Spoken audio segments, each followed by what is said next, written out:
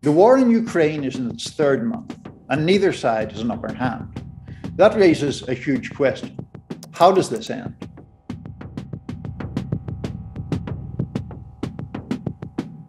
When Russian forces began their assault on Ukraine in late February, their aims seemed clear.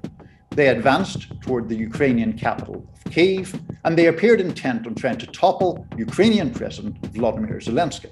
But Ukraine fought back hard, and Russian forces eventually retreated. Russia regrouped and is now focusing its attention on eastern Ukraine, where Russian-backed separatists have battled Ukrainian government forces for years.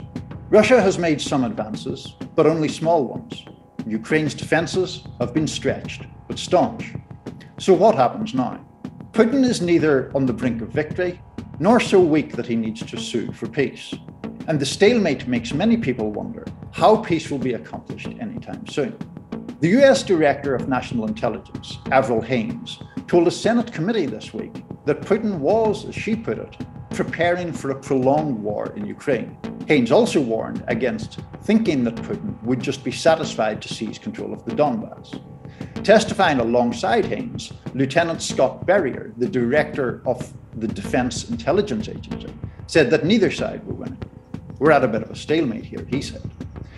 President Biden will likely hope that Ukraine can hold Russia's forces to a standstill. That would allow the heavy sanctions that are already in place to bite further. Eventually, Putin might be willing to negotiate over the fate of eastern Ukraine, or in an absolutely best-case scenario for the West, the Russian leader could simply claim that some of his aims have been met and withdraw. The problem is there is nothing in Putin's character that suggests he would do that unless he had absolutely no alternative. From the Ukrainian side, they seem willing to rule out joining NATO anytime soon, which was one of Putin's key demands.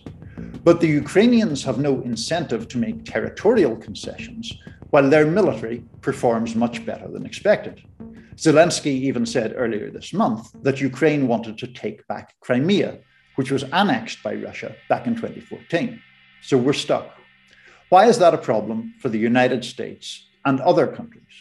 Well, the war in Ukraine has already been massively disruptive toward the price of gas and grains. Gas prices have risen in the United States and elsewhere, and under normal circumstances, Russia and Ukraine are both major global exporters of wheat in particular.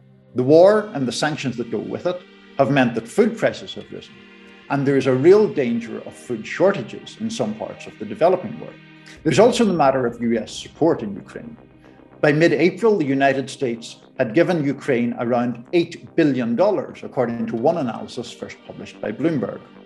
The House on Tuesday passed a huge bill with bipartisan support that would give Ukraine an additional $40 billion. Though, as we're recording this, the Senate has yet to pass that bill. It is, of course, possible that Russia could prevail in the end. Putin could mobilize more troops, or Western resolve could falter. But right now, most people think a negotiated settlement is still the most likely outcome. The problem is that that outcome is likely a long way away. For good or bad, neither side is in enough pain to make big concessions yet. And what that means, in all likelihood, is more months of war.